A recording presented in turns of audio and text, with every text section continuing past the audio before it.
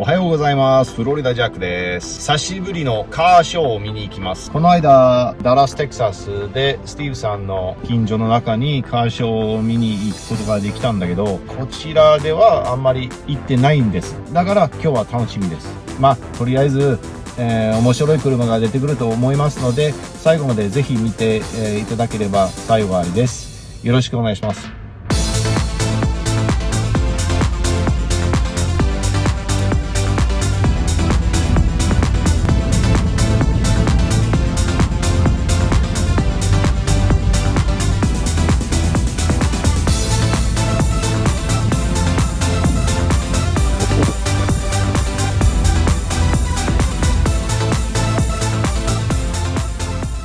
カーショー着きましたよ。とってもかっこいい車がいっぱい出てきてます。とりあえず見に行きましょう。やっぱり俺の目を引くのが珍しい車、1960何年かわかんないけどランチェロ、すごくかっこいいと思いません？めちゃめちゃかっこいい。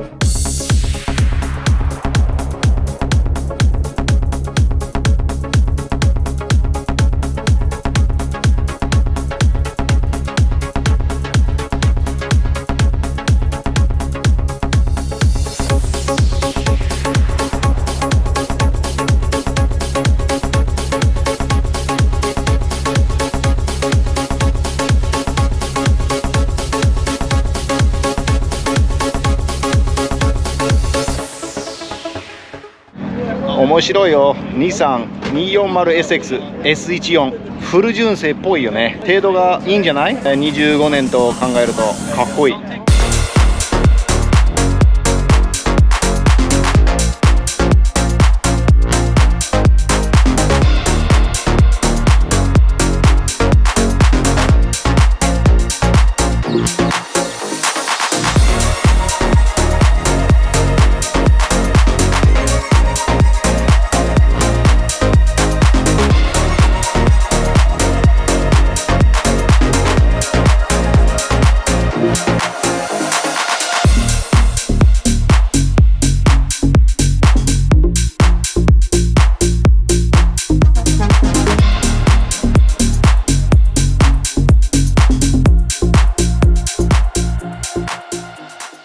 久しぶりのカーショーはめちゃめちゃ楽しかった。いろんな車が出てきました。ほら、スカイラインも出てるでしょ。1930年代からの車もあったし、現代の車でも出てますし、めちゃめちゃ良かったです。面白かった、楽しかった。そして最後まで、ご視聴していただきましてありがとうございます。もしよかったら、グッドボタンを押して、ぜひ登録をお考えください。よろしくお願いします。